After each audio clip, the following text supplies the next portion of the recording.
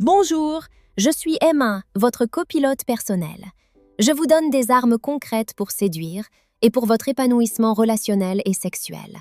Pas des théories, des mécanismes réels, observables, vérifiables. Le problème, ce n'est pas la technique. C'est le rythme. La plupart des hommes vont trop vite, ou trop fort, ou trop mécanique. Ils cherchent la performance, alors que le plaisir féminin est une question de tempo. Si vous aimez les vidéos concrètes, basées sur le réel, aimez cette vidéo. Partagez-la si vous savez que le sujet parle à beaucoup d'hommes.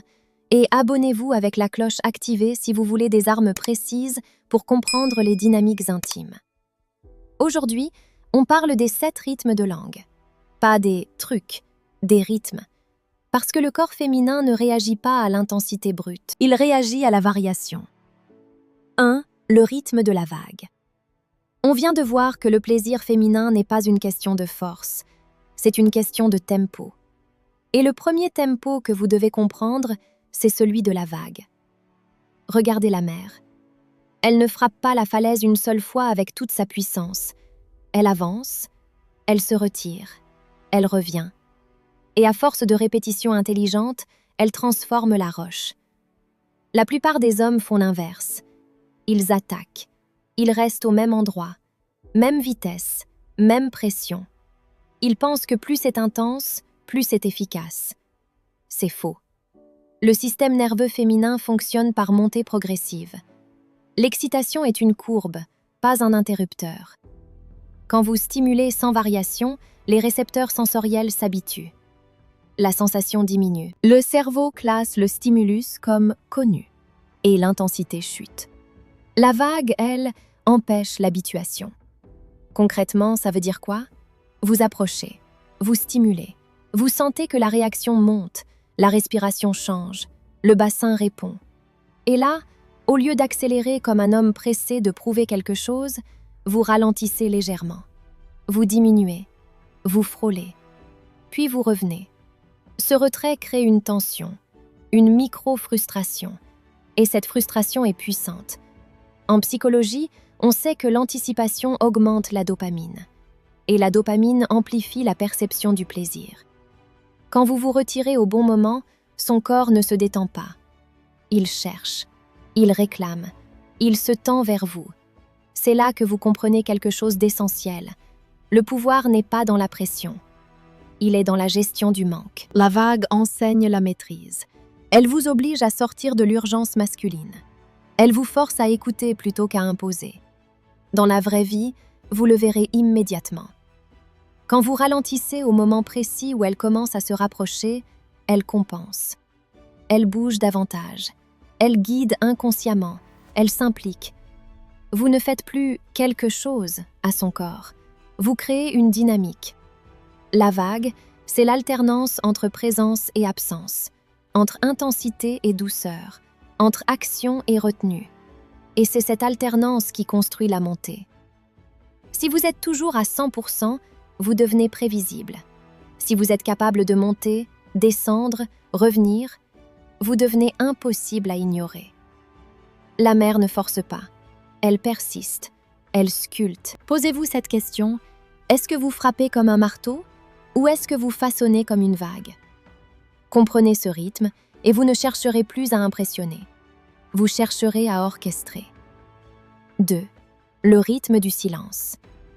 Si la vague vous apprend l'alternance, le silence vous apprend la puissance du vide. Beaucoup d'hommes ont peur du vide, peur d'arrêter, peur que ça retombe. Alors ils enchaînent, toujours en mouvement, comme si l'action permanente était la preuve de leur compétence. En réalité, c'est souvent l'inverse. Le silence est un accélérateur invisible. Dans la musique, ce ne sont pas les notes qui créent la tension, ce sont les espaces entre elles. Supprimez les silences et vous obtenez du bruit. Gardez-les et vous obtenez une montée. Dans l'intimité, c'est la même mécanique. Quand vous vous arrêtez 1 ou 2 secondes au moment où l'excitation monte, le cerveau ne s'éteint pas. Il anticipe. Il projette la suite. Et cette anticipation active les circuits de récompense. La dopamine grimpe avant même que vous repreniez. Ce que vous croyez être une pause est en réalité une amplification. Concrètement, vous sentez que son corps réagit. Sa respiration change. Ses muscles se contractent légèrement. Au lieu d'accélérer par réflexe, vous suspendez. Vous maintenez le contact. Vous laissez l'électricité circuler sans la surcharger. Ce silence crée une tension délicieuse. Le corps reste en attente. Il se concentre. La sensibilité augmente parce que l'attention est totale. Les études en neurosciences montrent que l'imprévisibilité et l'anticipation renforcent l'intensité de la récompense perçue. Quand le cerveau ne sait pas exactement quand la stimulation va reprendre, il devient plus réceptif, plus attentif, plus impliqué. Le silence, c'est l'art de ne pas se précipiter vers la fin. C'est aussi un test de maîtrise. Si vous ne supportez pas ces 2 secondes d'arrêt, c'est que vous êtes encore guidé par votre propre tension, pas par la sienne. Le silence exige du contrôle. Il exige que vous soyez capable de rester présent sans compenser par du mouvement. Et c'est précisément ce contrôle qui change tout. Dans la vraie vie, vous verrez la différence. Quand vous marquez un arrêt au bon moment, elle ne se détache pas. Elle se rapproche. Son corps cherche la reprise. Son bassin bouge légèrement. Sa respiration se suspend avec la vôtre. Vous créez une suspension partagée. Le silence transforme l'acte en expérience. Il installe une densité. Il donne du poids à ce qui va suivre.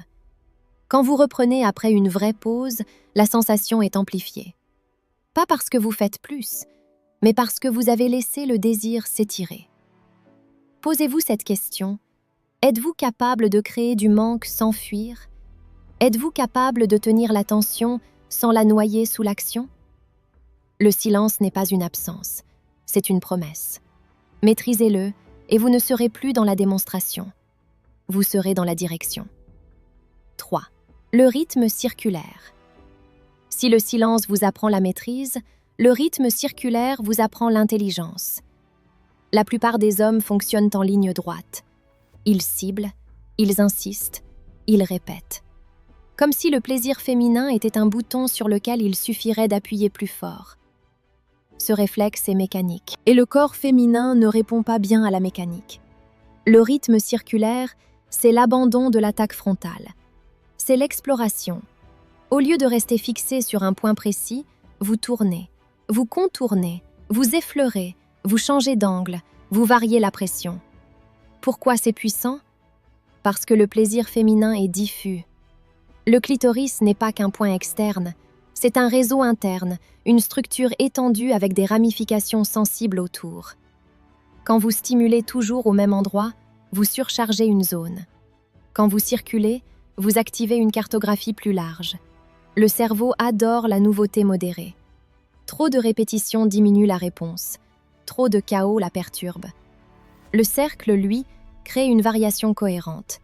Il maintient la stimulation tout en empêchant l'habituation. Dans la réalité, cela se voit immédiatement. Si vous restez fixe, son corps finit par se tendre sans évoluer.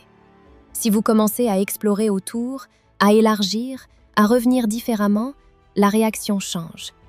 Les mouvements deviennent plus fluides. La respiration s'approfondit. Le bassin suit naturellement votre trajectoire. Le cercle a aussi une dimension symbolique. La ligne droite cherche à atteindre. Le cercle cherche à comprendre. L'un veut arriver vite, l'autre veut construire. Et c'est là que vous faites la différence. Le rythme circulaire demande de la présence. Vous devez sentir où la tension augmente, où la sensibilité est plus forte, où le corps répond davantage. Vous ne forcez pas, vous ajustez. Ce mouvement donne une sensation d'enveloppement. Elle ne se sent pas ciblée comme un objet à activer. Elle se sent entourée, considérée, explorée. La perception change. Et quand la perception change, l'intensité change. Beaucoup d'hommes pensent que l'intensité vient de la pression. En réalité, elle vient de la précision. Et la précision naît de la variation maîtrisée.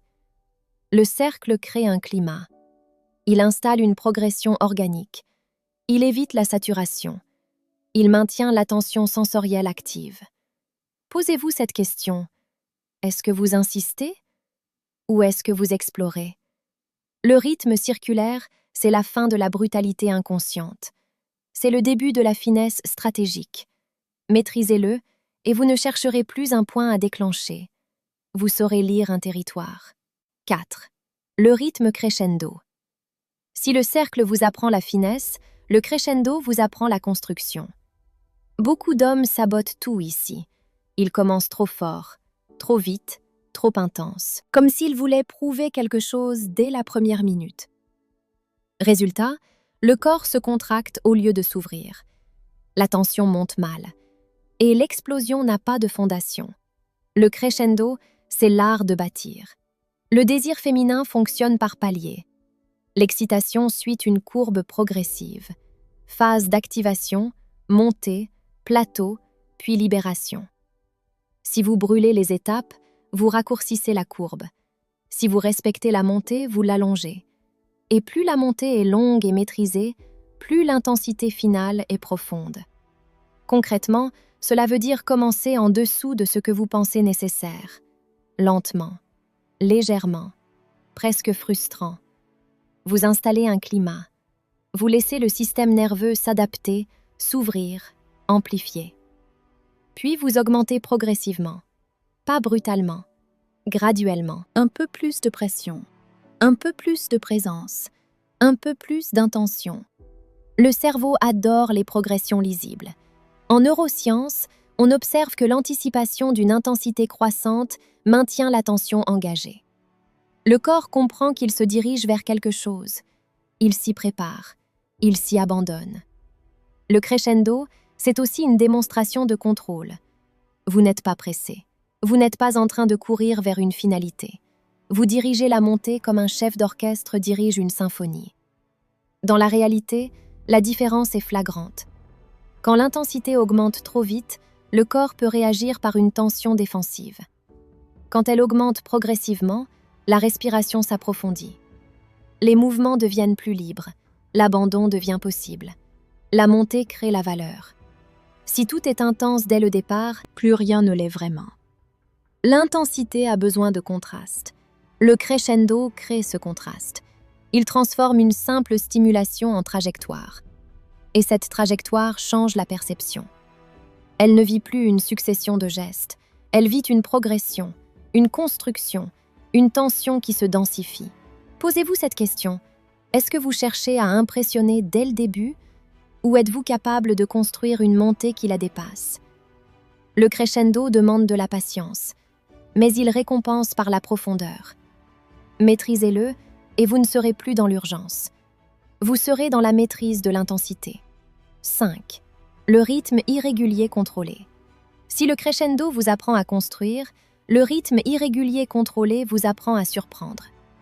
À ce stade, beaucoup d'hommes deviennent prévisibles. Ils ont trouvé une vitesse qui fonctionne, une pression qui provoque une réaction. Alors ils répètent « encore, encore, encore ». Et c'est précisément là que l'intensité commence à plafonner. Le cerveau humain s'adapte vite. Quand un stimulus devient parfaitement prévisible, l'excitation diminue. Les neurosciences sont claires. La récompense imprévisible active davantage le circuit dopaminergique que la récompense constante. Ce n'est pas le plaisir en lui-même qui crée le pic, c'est l'incertitude maîtrisée. Le rythme irrégulier contrôlé, c'est introduire une variation calculée dans ce qui fonctionne déjà. 2 mouvements lents, un plus rapide, retour au lent, une micro-pause, puis reprise différente. Pas du chaos, pas de l'agitation, du contraste. La clé, c'est contrôler. Si vous devenez désordonné, vous cassez la tension. Si vous restez trop régulier, vous anesthésiez la sensation. Entre les deux, il y a cette zone stratégique où le cerveau reste en alerte, engagé, attentif. Dans la réalité, observez ce qui se passe quand vous changez soudainement le rythme alors qu'elle s'était adaptée. Son corps réagit immédiatement. La respiration se modifie, les hanches répondent, l'attention revient à 100%. Pourquoi ? Parce que le système nerveux détecte une nouveauté, et la nouveauté augmente la sensibilité. C'est exactement le même principe que dans les dynamiques de séduction. Si vous êtes totalement prévisible, l'intérêt diminue. Si vous êtes imprévisible de manière instable, la confiance disparaît. Mais si vous créez de légères ruptures dans un cadre stable, l'attraction monte. Le rythme irrégulier contrôlé, c'est cette rupture maîtrisée. Il montre que vous êtes présent, que vous ajustez, que vous ne répétez pas mécaniquement. Vous testez, vous observez la réaction, vous adaptez. Et ce jeu crée une tension électrique.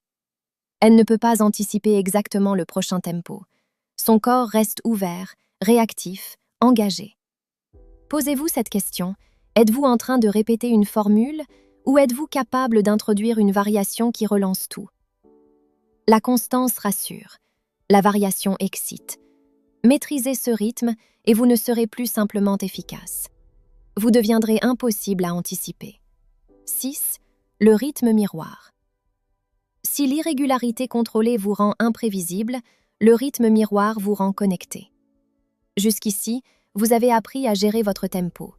Maintenant, vous devez apprendre à lire le sien. Beaucoup d'hommes restent centrés sur leur propre performance. Ils appliquent une méthode, un enchaînement, une stratégie. Mais ils oublient un élément fondamental. Le corps en face d'eux parle en permanence. La respiration change. Le bassin bouge différemment. Les muscles se contractent. Les sons varient. Le rythme miroir consiste à synchroniser votre cadence avec ces signaux. Ce n'est plus seulement vous qui guidez. C'est un ajustement en temps réel.